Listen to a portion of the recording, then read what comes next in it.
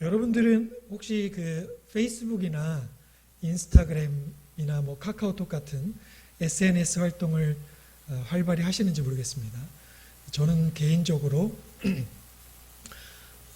사역의 특성상 보안이 굉장히 중요하기 때문에 SNS에 글을 올리거나 하지는 않고 또 눈팅만 이렇게 하고 있습니다. 어떤 사람들이 말하기를 SNS는 온통 허세로 가득 차 있고 잘난 체하는 그 경연장이다. 그러니까 믿지 마라 이렇게 얘기하는 사람이 있습니다.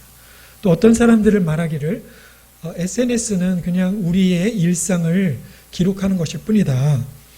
보는 사람들이 시기와 질투심이 있어서 그 쓰는 사람들이 자랑하고 잘난 체하는 것처럼 느끼는 것뿐이다. 이렇게 말합니다. 여러분들은 어떻게 생각하십니까? SNS는 허세일까요? 아니면 우리의 일상을 그냥 기록하는 장일까요? 어느 것 하나를 사실 단정적으로 이렇게 선택하는 것이 쉽지 않아 보입니다. 우리가 어떤 것을 자랑한다고 했을 때 우리 안에 어떤 자랑의 그런 심리가 있었을 때 꼭 그 SNS에서 나오는 것처럼 포르쉐나 람보르기니를 타야만 꼭 자랑거리가 생기는 것은 아닙니다. 에펠탑이나 또는 자유여신상 앞에 가서 사진을 찍는다고 꼭 우리가 자랑할 수 있는 것도 아니죠. 서울의 야경이 이렇게 보이는 곳에서 스테이크를 썰어야만 우리가 자랑할 수 있는 것은 아닙니다. 크든지 또는 작든지 상관없이 우리는 무엇이든지 우리가 다른 사람들에게 자랑하고 싶어하고 드러내고 싶어하는 그런 심리가 우리 안에 있습니다.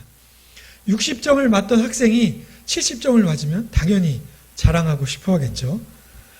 페이스북에 맛있는 음식 사진으로 이렇게 올리고 또 여행 사진 올리고 또 행복한 장면으로 내 자신이 행복한 사람이다라고 이렇게 과장하고 싶은 것은 우리 모두의 욕구이고 우리 모두의 심리라고 생각합니다. 그렇다면 이런 질문을 할 수 있겠죠. 사람들은 왜 이렇게 자랑하려고 하는 것일까? 왜 이렇게 자랑하려고 하는 것일까? 사실 우리 모든 사람들은 다른 사람들이 자랑하는 것에 대해서 대체적으로는 부정적입니다. 그죠? 꼴보견이라고 생각할 수도 있고, 별로 안 좋아 보이고, 또 심지어는 배알이 꼬인다라고 생각할 수도 있습니다. 그럼에도 불구하고 자랑을 하는 이유는 그 자랑에 나름대로 효과가 있기 때문입니다. 자랑을 하다 보면 나름 자기 만족의 효과가 있습니다. 그리고 자랑도 자꾸 하다 보면 사람들이 또 그렇게 믿습니다. 그래서 사람들이 또 인정해주는 그런 효과도 있습니다. 특별히 인정받고 싶어하는 그런 욕구는 남자에게서 좀 두드러지게 나타납니다. 남자는 인정에 살고 인정에 죽습니다. 남자는 자신을 인정받는 곳에 자신의 능력을 인정해 주는 곳에 모든 에너지를 다 쏟아놓습니다. 그래서 남자는 참 단순합니다. 그래서 자신을 인정해 주는 사람을 위해서 자기 자신을 바칩니다. 이 본문에서도 이 사도 바울은 우리의 기본 욕구인 자랑을 무시하지 않습니다. 성경에 뭐라고 나오냐면 자랑하고 싶은 사람은 이렇게 표현합니다. 자랑하고 싶은 사람은. 그래서 모든 사람은 다 자랑하고 싶어하는 욕구가 있다라는 것을 인정합니다. 자랑은 교만에 보여지는 어떤 형태이다. 자랑하는 것은 악이다. 자랑은 죄이다. 그러므로 자랑하면 절대 안 된다라고 사도 바울은 이렇게 말씀하고 있지 않습니다. 자랑하고 싶은 사람은 자랑해도 된다. 마음껏 자랑해도 된다라고 이렇게 말씀하고 있습니다. 우리는 겸손하면 손해보는 그런 경쟁 시대에서 살고 있습니다.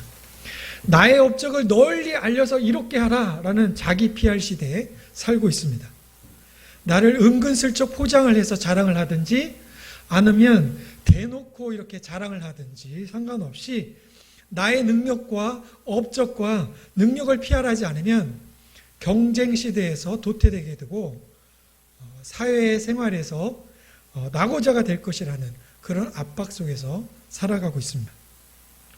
그렇다면 정말로 이 사도 바울이 오늘 본문에서 얘기한 것처럼 우리는 자랑을 해도 되는 것일까요?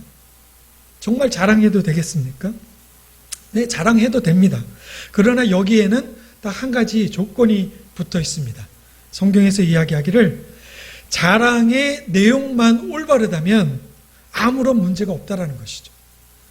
그 내용은 바로 주님께서 하신 일을 자랑하라는 것입니다. 자랑할 수 있는데 그것은 주께서 하신 일만 자랑하라는 것이죠. 그리고 나 자신에 대해서, 자기 자신의 일에 대해서는 자랑하지 말라고 이야기합니다. 이 본문은 바울이 언급한 이 17절의 말씀은 사도 바울이 구약에 있는 한 구절을 따와서 인용을 한 것이죠. 에레미야 9장 23절 24절 말씀인데요. 여호와께서 이같이 말씀하시되 지혜로운 자는 그의 지혜를 자랑하지 말라. 용사는 그의 용맹을 자랑하지 말라. 부자는 그의 부함을 자랑하지 말라. 자랑하는 자는 이것으로 자랑할지니 곧 명철하여 나를 아는 것과 여호와는 사랑과 정의와 공의를 땅에 행하는 자인 줄 깨닫는 것이니라. 나는 이 일을 기뻐하노라. 여호와의 말씀이니라. 이 고린도후서 말씀에서는 나를 자랑하지, 자기 자신의 일을 자랑하지 말라고 했는데 이 에레미야에서는 자기 자신을 자랑하지 말라고 하는 것을 딱 세 가지로 구체적으로 우리에게 가르쳐주고 있습니다. 첫째는 지혜로운 자는 그의 지혜를 자랑하지 말라고 말씀하고 있습니다. 지혜로운 자는 오늘날로 말하자면 학벌이 높고 교육 수준이 높은 자를 가리킬 것입니다. 아는 것도 많고 지식이 많은 자를 말할 수 있습니다. 우리가 학벌 중심 사회에서 우리가 살고 있는데 이 학벌 중심 사회에서 우리 개인의 힘으로, 우리 자신의 힘으로 이 거대한 구조와 이 단단한 구조를 깨는 것은 참으로 쉽지 않아 보입니다. 제가 신학대학원을 다닐 때 한 교수님이 계셨습니다.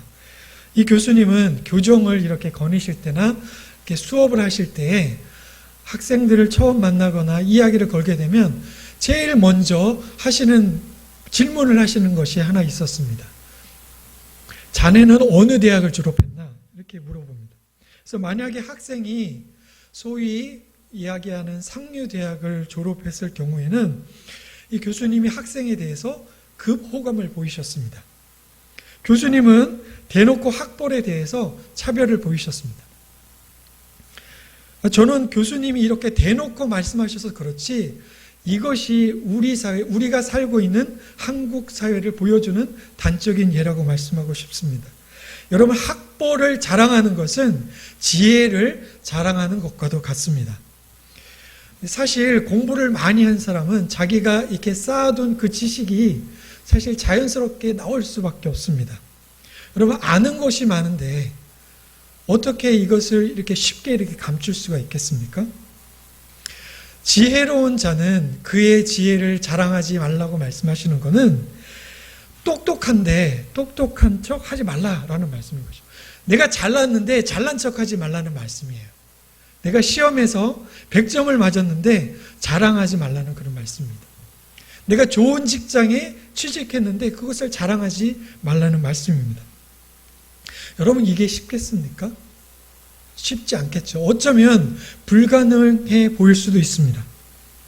내가 열심히 해서 성취한 것인데 밤을 새워가면서 노력해서 얻은 것인데 이것조차 자랑할 수 없다면 조금 억울하지 않겠습니까? 그래서 최소한은 노력하고 열심히 하고 성실히 해서 얻은 것에 대해서는 인정해 줄 수도 있지 않겠습니까? 이렇게 반발할 수도 있습니다. 그럼에도 불구하고 성경에서는 학벌에 대해서 또는 지식에 대해서 교양에 대해서 이런 것들에 대해서 자랑하지 말라고 말하고 있습니다. 사실 이 권면은 목사님들이 제일 먼저 들어야 하는 말씀입니다. 목사님들은 직업병이 있어요. 여러분들도 목사님들 많이 만나보셔서 아시겠지만 가르치고 설교하는 위치에 있다 보니까 말이 좀 많습니다. 그래서 이렇게 만나서 이야기를 하면은 혼자 주도해서 막 떠드십니다. 그리고 계속 가르치려고 하십니다.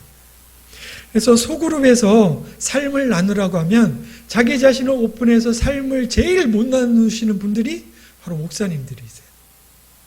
삶을 나누라고 했더니 자꾸 설교하려고 하고 가르치려고 하기 때문입니다. 여러분, 두 번째는 성경에서 에레미야에서 얘기하기를 용사는 용맹을 자랑하지 말라라고 말하고 있습니다. 여러분, 용맹이 없는 용사는 용사가 아닙니다. 그저 한 병사에 불과합니다. 반면에 쥐뿔도 가진 것이 없는 한 병사가 내가 용맹하다고 주장하는 것은 그것은 용맹이 아니라 무모한 것이죠.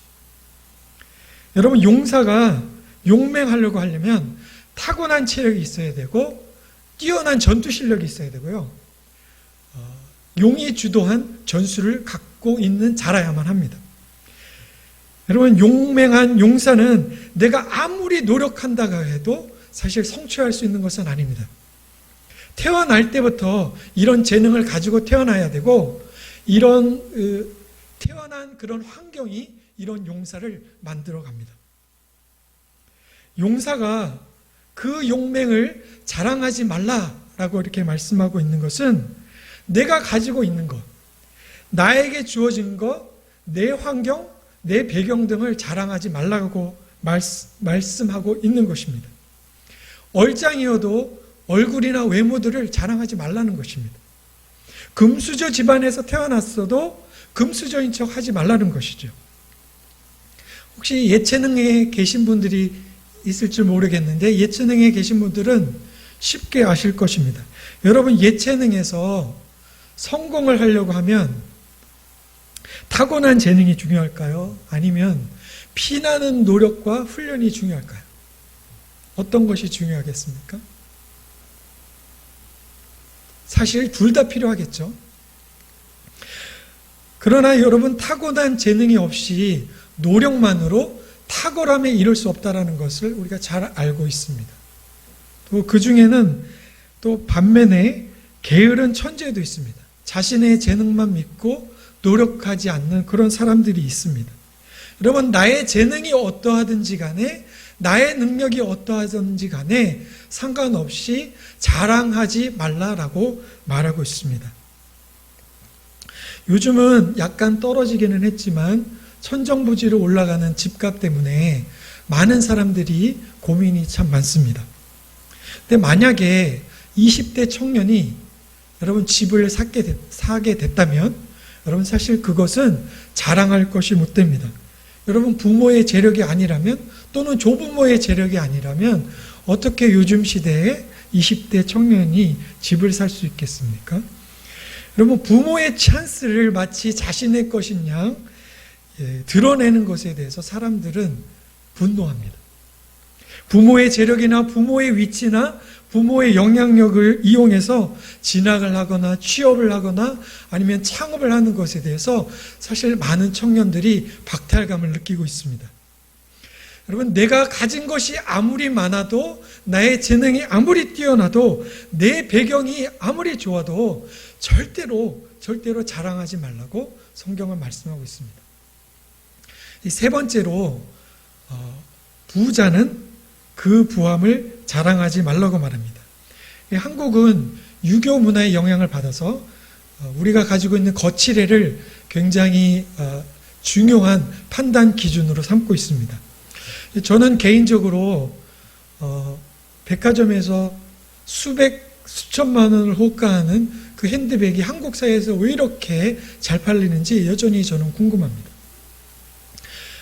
여자친구가 정말로 원해서 그 수백만 원 하는 그 핸드백을 선물로 줘야 하는 것인지 아니면 한국 사회가 한국 문화가 그런 분위기를 이렇게 조성하는 것인지 저는 잘 모르겠습니다. 여러분, 임대 아파트에 살면 어떻고 사실 분양 아파트에 살면 어떻습니까? 아파트에 사시는 분들이 제가 이런 얘기를 들었는데 주택에 사시는 분들을 가리켜서 주택 것들이라고 이렇게 무시를 한다는 것을 들었습니다. 여러분, 이렇게 생각하는 것은 아파트의 그 평수와 가격에 따라서 내 계층이 올라간다라고 착각을 하는 것이기 때문에 그런 마음을 가지고 있기 때문에 이렇게 무시하는 것이죠. 사실 우리가 돈이 많은 사람이라고, 내가 돈이 많다고 생각하면 내가 돈이 없다라고 이렇게 숨기는 것은 사실 쉬워 보이지는 않습니다. 그러나 성경은 엄밀하게 명하고 있습니다. 그의 부함을 자랑하지 말라. 여러분, 교회에 11조를 많이 한다고 해서 교회에서 그에 따른 합당한 역할이나 지분을 요구하거나 그렇게 생각한다는 것은요, 나의 부함을 자랑하는 것과도 똑같습니다. 여러분, 성경은 이렇게 고린도후서에서 무엇을 자랑하지 말라 이렇게 부정적인 명령만 내리고 있는 것은 아닙니다. 오히려 반대로 자랑하라 라고 이렇게 권면을 하고 있습니다. 그러나 자랑하고 싶다면 이것을 자랑하라 라고 이야기합니다. 바로 주께서 하신 일을 자랑하라 라고 말합니다. 우리가 마음껏 자랑할 수 있고 마음껏 우리를 드러낼 수 있는데 이것은 주께서 하신 일만을 자랑하라는데 제한이 걸려 있습니다. 에레미야는 이것을 풀어서 이렇게 설명을 하고 있습니다.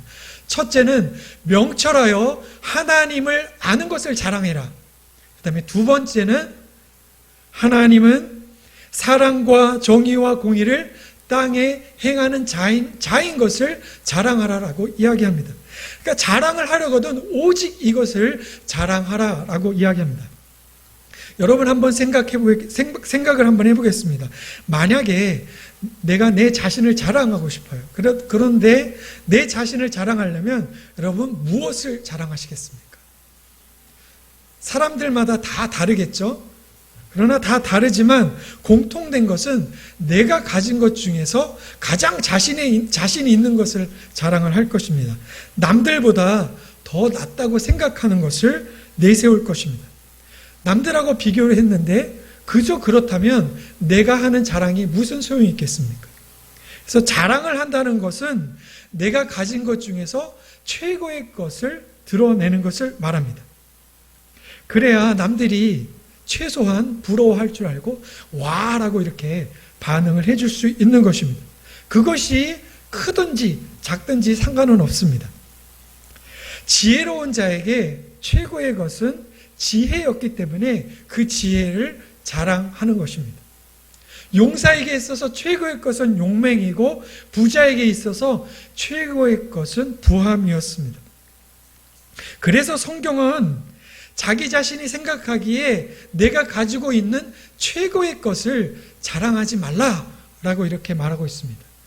이것을 역으로 바꿔서 생각을 해보면 만약에 우리가 가진 최고의 것이 지혜와 용맹과 부함이 아니라 우리가 믿고 의지하는 예수 그리스도이시라면 우리는 우리의 최고의 것인 예수 그리스도를 자연스럽게 자랑할 수밖에 없는 것입니다. 예수님이 내 인생에 가장 소중하고 최고의 위치에 놓여 있지 않다라면요, 제가 여기에서 또는 우리가 말씀을 들으면서 주님께서 하신 일을 자랑하라고 수백 번을 외친다고 해도 여러분 그것은 공허한 메아리가 될 것입니다. 여러분 신앙생활을 한다라는 것은 우리 마음 가운데 평안을 얻기 위함이 아닙니다. 여러분 부귀영화를 누리고자 함도 아닙니다. 고귀한 성품을 얻기 위함도 아닙니다. 또는 죽어서 천국에 가기 위함도 아닙니다. 여러분 신앙생활을 한다는 것은 참된 자유를 얻기 위함입니다. 죄악에 얽매여 있었던 우리의 영혼이 상처와 분노로 가득 찼던 우리의 마음이 방향 없이 목적 없이 헤매던 우리의 삶이 절망과 고통으로 가득 점철되어 있던 우리가 예수 그리스도의 십자가의 보혈과 희생으로 참 자유를 얻게 되었습니다. 여러분 신앙생활을 한다는 것은 주님께서 주신 이 자유를 누리는 삶을 말합니다. 여러분 이 자유가 얼마나 소중한 것인지 얼마나 큰 희생과 대가를 통해서 우리가 얻게 된 것인지를 깨닫지 못한다면 우리는 아직도 주님을 최고의 위치에 올려놓지 못한 것입니다. 에레미야는 이렇게 우리에게 말합니다. 우리가 자랑해야 할 것은 명철하여 하나님을 아는 것입니다. 이렇게 말합니다. 이 구절을 영어 성경을 통해서 보면 조금 더 명확하게 이해할 수 있습니다. 영어 성경에서는 이렇게 얘기합니다. They understand and know me. 즉 하나님을 깨닫고 아는 것을 자랑하라고 말합니다.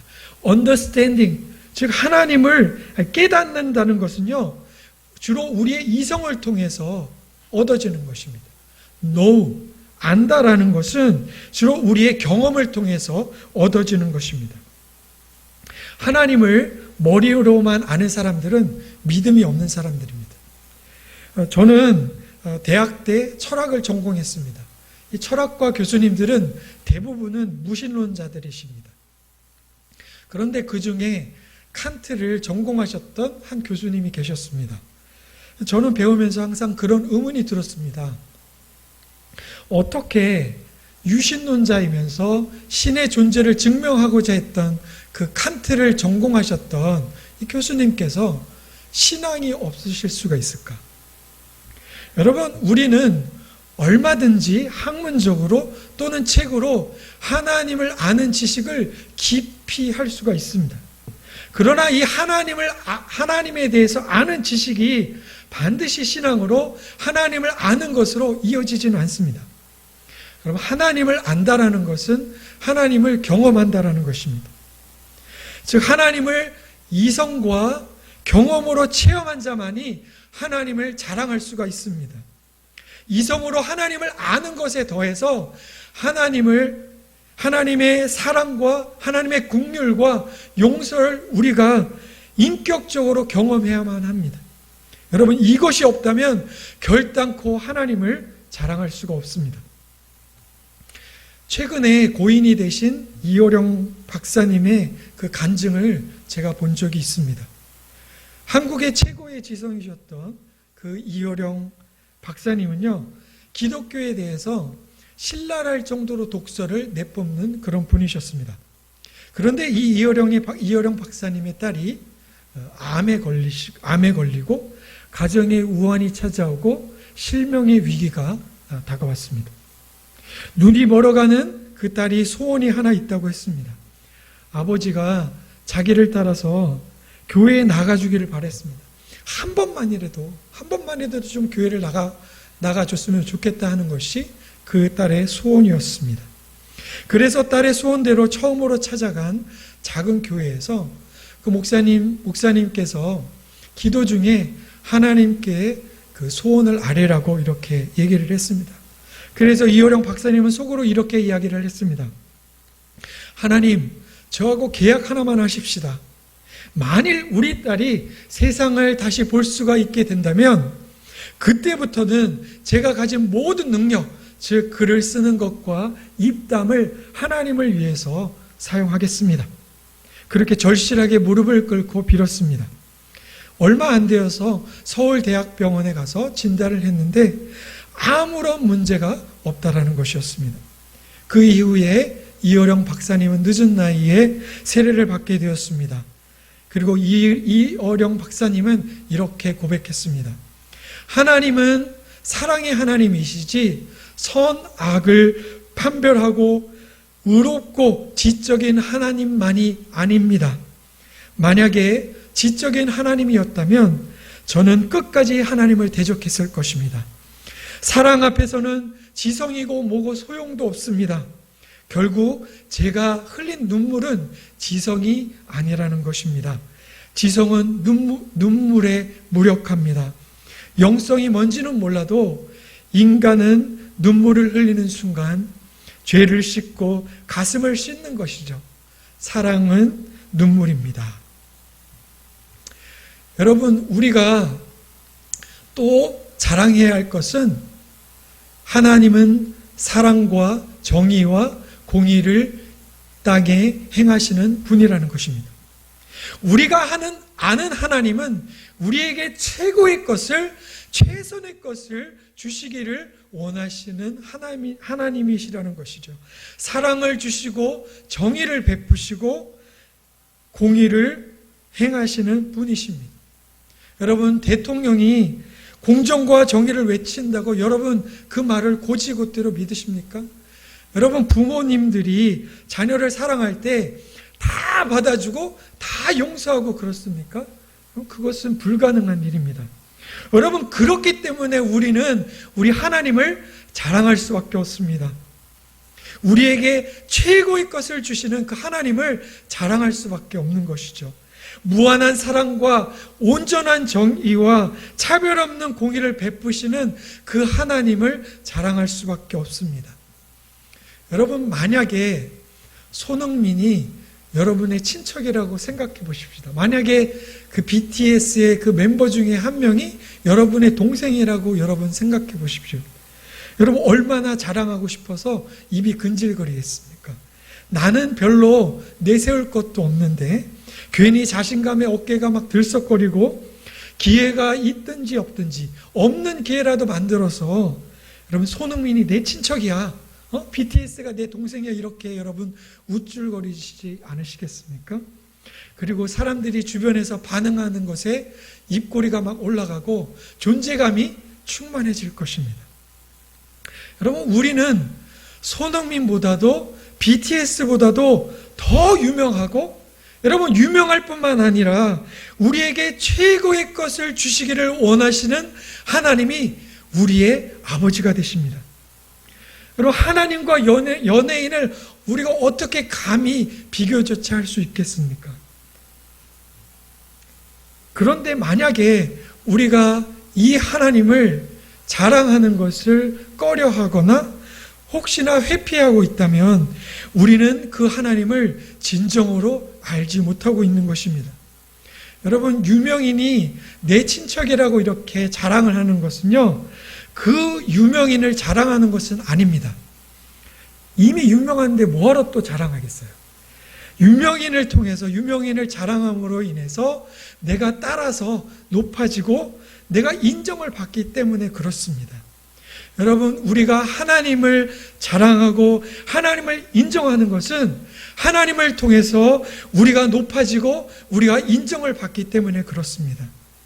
내가 하나님의 사랑을 체험했어. 내가 하나님 때문에 내 삶이 바뀌었어. 내가 하나님 때문에 회복이 되었어. 내가 하나님을 인해서 소망을 가지게 되었어.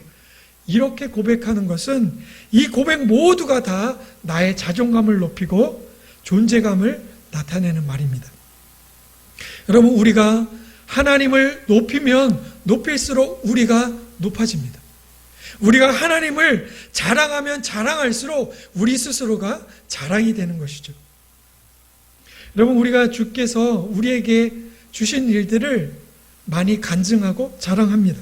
그러나 우리가 간증을 할 때에, 특별히 간증을 할 때에 조심해야 할 것이 몇 가지가 있습니다. 우리는 하나님께서 나에게 하신 일들을 자랑함으로 이렇게 간증을 합니다. 하나님을 자랑하고 하나님께 영광을 돌림으로써 이렇게 간증을 합니다. 그러나 자랑과 간증은 한 끗 차이입니다. 제가 몇 달 전에 여기 세움교회에 와서 삭개오에 대해서 설교를 했었습니다. 만약에 삭개오가 오늘날 우리 교회에 와서 간증을 한다고 여러분 상상을 한번 해보겠습니다. 삭개오는 예수님께서 어떻게 자기 자신을 만나주셨고 어떻게 불러주셨고 자기를 아브라함의 자손이라고 불러주셨는지를 간증을 할 것입니다. 그리고 삭개오가 이어서 이렇게 이야기합니다. 그래서 제가요, 소유의 절반을 팔아서 가난한 사람들에게 나눠줬습니다. 그리고 속여서 빼앗은 일이 있었으면 4배로 갚았습니다. 그래서 간증을 듣는 사람들은 삭개오가 예수님을 만난 사실들은 금세 잊어버리고 삭개오가 재산을 기부한 것만 기억하기 시작합니다. 그리고 삭개오를 칭찬하기 시작하죠. 삭개오가 전 재산을 기부했대. 수십억을 헌금했대. 소문이 퍼지기 시작할 것입니다. 삭개오는 예수님을 만난 후에 변화된 사실을 간증했을 뿐입니다. 그러나 삭개오가 여러 교회를 돌아다니면서 간증을 하기 시작하면서 삭개오도 조금씩 전 재산을 헌금한 것에 대해서 강조하기 시작합니다. 그래서 간증이 바로 자랑으로 변질되는 그런 순간입니다.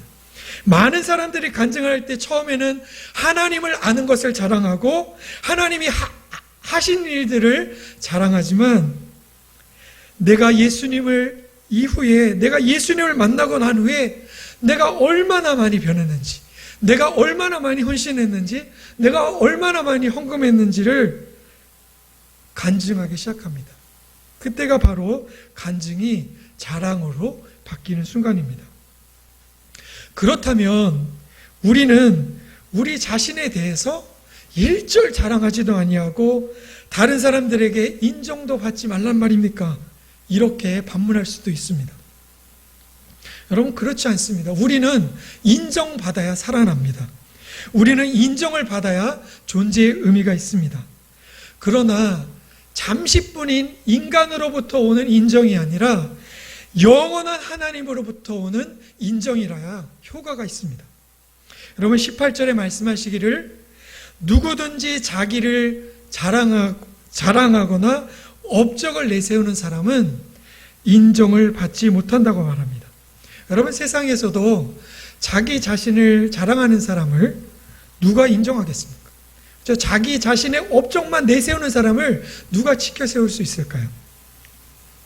물론 이 카테고리에 들어맞는 사람이 딱 한 명 있습니다. 여러분도 잘 아시는 미국의 전 대통령인 도널드 트럼프죠. 이분은 자기 자랑하는데 굉장히 익숙한 사람입니다. 자기 업적을 과대 포장하고 남을 힐난하고 다른 사람들을 깎아내는 아주 대표적인 사람입니다. 그럼에도 불구하고 여전히 트럼프의 인기가 꺾여질 줄 모르는 거 보면 참으로 신기합니다. 여러분, 자식 자랑하고 남편 자랑하고 아내 자랑하면 팔불출이라고 이렇게 이야기를 하지만 그렇게 이야기를 해도 잘 모르시는 분들이 가끔 있습니다. 여러분, 자식 자랑을 하면 겉으로는 몰라도 속으로는 사람들이 다 싫어합니다. 혹시나 나중에 돼서 자식이 잘못되기라도 하면 사람들이 속으로 고소해합니다. 여러분, 주께서 인정하는 사람만이 참으로 인정받은 사람입니다. 세상에서 구하는 인정은 잠시의 만족은 줄 수 있습니다. 그러나 하나님이 인정하는 사람만이 영원한 만족을 누릴 수가 있습니다. 하나님은 이미 우리를 인정하셨습니다. 하나님의 사랑받고 존귀한 자녀로 인정하셨습니다. 세상에 단 하나밖에 없는 정말로 사랑하는 자녀로 인정하셨습니다. 죄 많던 나를 용서하시고 인정하셨습니다. 여러분, 이것보다 더 큰 인정이 어디 있고 이것보다 더 큰 사랑이 어디에 있겠습니까? 그러나 우리가 여전히 세상으로부터 인정을 구하고 다른 사람들에게 인정을 받으려고 바둥거린다면 이것은 우리가 여전히 하나님의 인정을 믿지 못하고 하나님의 인정을 경험하지 못했다라는 증거입니다. 그래서 하나님께서 우리에게 이렇게 말씀하십니다. 내가 너를 너 있는 모습 그대로를 인정하노라.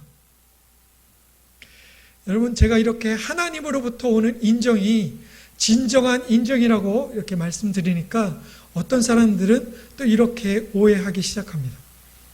그러면 이제부터 하나님으로부터 인정을 받으려고 노력해야겠구나, 이렇게 생각합니다. 내가 최선을 다해서 하나님을 기쁘시게 하게 하려고 100점을 맞아야 하나님께서 나를 칭찬하시고 인정하시는구나, 이렇게 착각합니다. 그래서 하나님을 위해서 무엇인가 열심히 해야 된다라고 생각합니다. 교회 봉사도 최선을 다하고 주일 성수도 철저히 지키고 심지어는 기도하고 말씀을 읽는 경건의 훈련도 하나님께 인정을 받기 위해서 열심히 하는 사람들이 있습니다. 이것은 소위 가리켜서 신율법주의라고 말합니다. 예수님을 믿고 나서도 각종 율법으로 성도들을 이렇게 통제하는 것이죠. 이것은 기복신앙하고도 일맥상통합니다. 지성이면 감천이다라고 이렇게 생각하는 것이죠. 내가 정성을 다하고 열심을 다하면 하나님께서 나에게 복을 주실 것이다. 나를 인정해 주실 것이다. 나를 칭찬해 주실 것이다. 이렇게 착각하는 것입니다.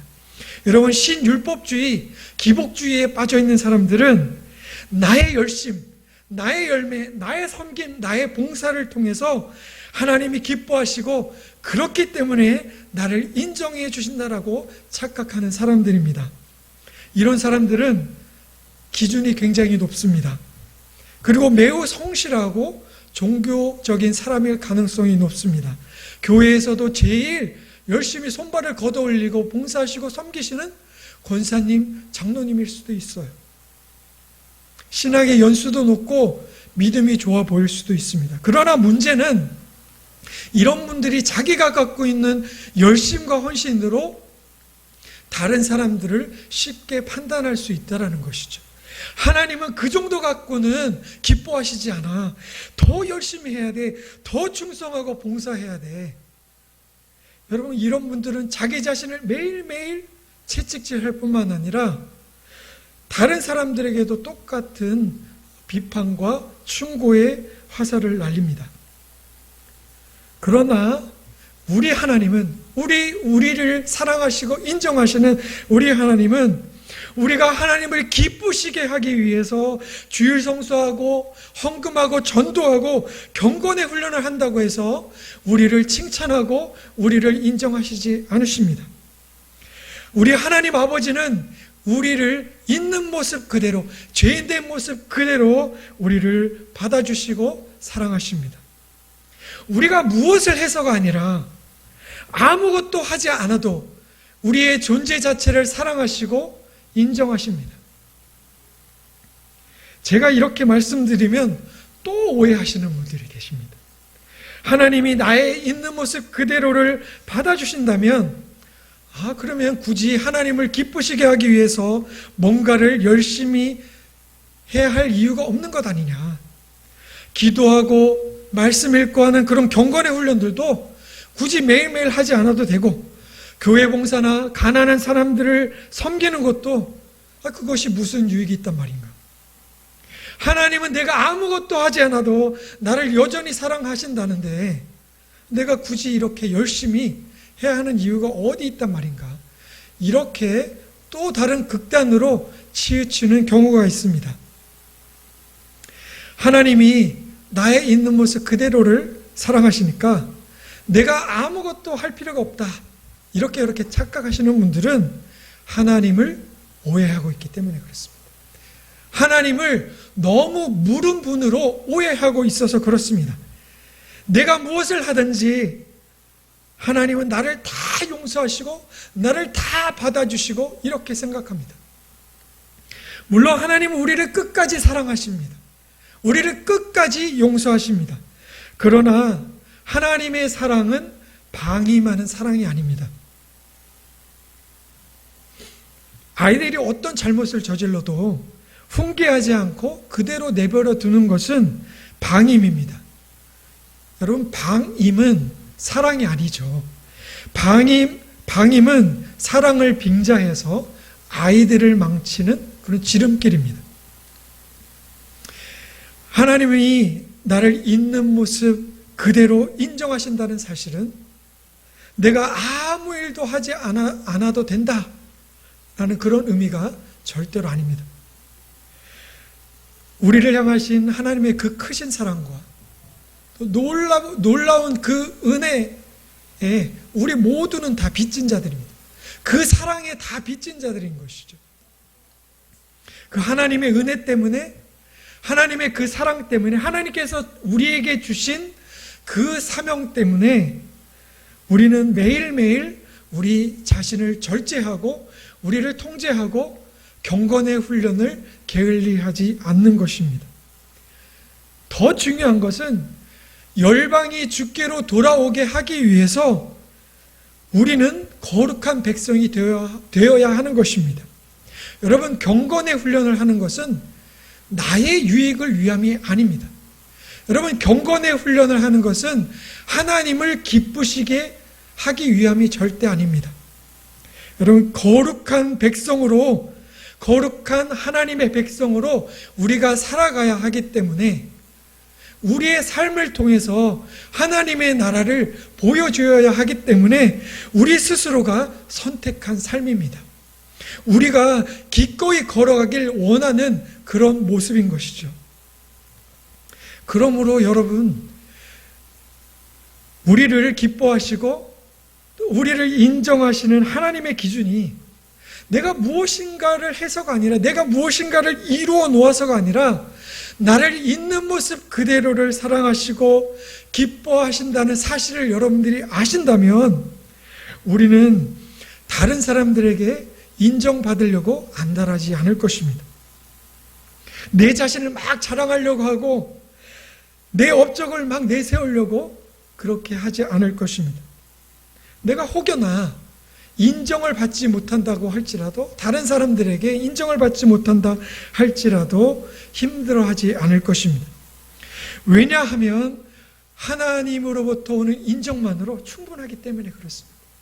하나님의 경고만으로 충분하기 때문에 그렇습니다. 다른 사람들이 잘한다고 여러분 기죽을 필요도 없어요. 일부러 나를 드러내려고 노력할 필요도 없습니다. 제가 중국에서 사역할 때 저희 팀에 팀원이 5가정이 있었습니다. 관계도 참 좋고 잘 협력하는 그런 팀이었습니다. 그러나 우리 안에도 은근히 서로 간에 그 경쟁하는 그런 심리들이 존재했었습니다. 그래서 매주마다 팀 모임을 할 때 서로 막 인정받으려고 하는 그 미묘한 그런 감정들이 좀 느껴졌습니다. 예를 들어서 저희가 함께 기도 제목을 나눌 때 어떤 선교사님이 이렇게 기도 제목을 나눕니다. 제가 이번 주에 몇 명을 전도했습니다. 복음을 나눴습니다. 이를 위해서 기도해 주세요. 제가 이번 주에 누구를 전도했는데 영접 기도를 했습니다. 기도를 요청합니다. 내가 누구를 제자 훈련하고 있는데 제가 개척한 교회가 이렇고 저렇고 하는데, 이렇게 계속 이어졌습니다. 여러분, 선의의 경쟁 같아 보이지만 내 사역이 이만큼 잘 되고 있어, 내 사역이 이만큼 열매가 있어, 이렇게 기도 제목을 통해서 은근슬쩍 자랑하는 모습들이 보여졌습니다. 나의 열매를 통해서, 내 사역을 통해서 인정받으려고 하는 그런 모습들이 이렇게 보이니까 제 마음이 사실 굉장히 많이 불편했습니다. 여러분, 우리는 하나님이 이미 인정하신 사람들입니다. 여러분, 우리는 하나님이 이미 기뻐하시는 사람들입니다. 하나님이 우리를 이미 하나님의 복을 받은 사람들입니다. 여러분, 하나님이 인정하신다는데 왜 자꾸 부족하다고 자꾸 추가 주문을 하십니까? 여러분, 우리가 인정받는 문제는 어쩌면 우리가 죽기 전까지 평생 동안 우리 스스로 싸워가야 할 문제인 것 같습니다. 왜냐하면 순식간에 나도 모르게 내 안에 있는 자아가 불쑥 튀어나와서 나를 자랑하려고 하고 내 업적을 드러내려고 하고 다른 사람들에게 인정받으려고 하고 칭찬받으려고 할 수 있기 때문에 그렇습니다. 여러분, 그렇다면 의문이 생깁니다.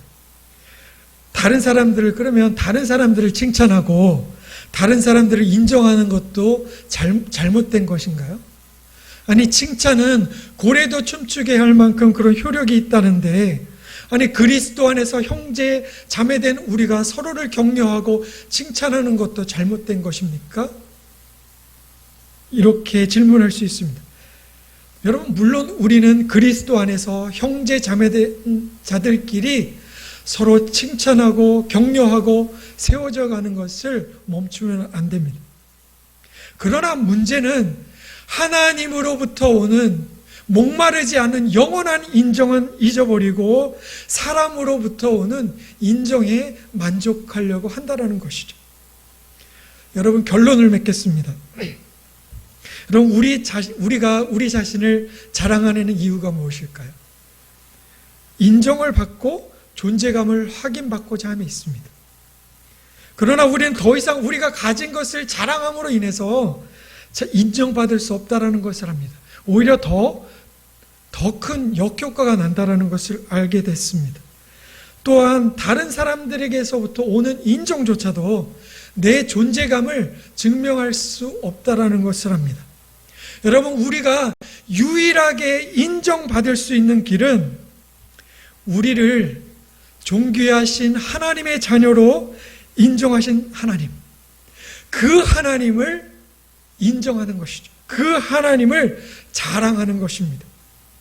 하나님의 은혜와 사랑을 깊이 체험하고 경험할 때에 내 존재감이 회복되고 존재의 이유를 알게 됩니다. 하나님의 사랑과 정의와 공의를 자랑하고 높일 때에 하나님의 자녀된 내가 하나님의 자랑이 되고 기쁨이 되는 것입니다.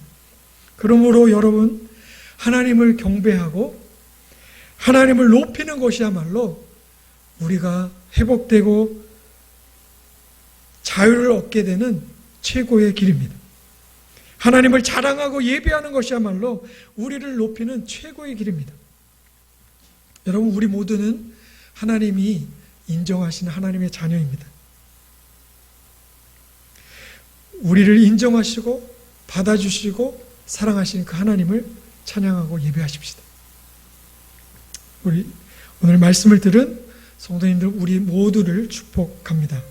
우리 함께 이 말씀을 생각하면서 찬양으로 고백하시고, 이 찬양을 하시면서 오늘 말씀에 대해서 좀 하나님께서 나에게 개인적으로 무엇을 말씀하셨는지 좀 묵상하시면서 우리 함께 고백하고 찬양하겠습니다.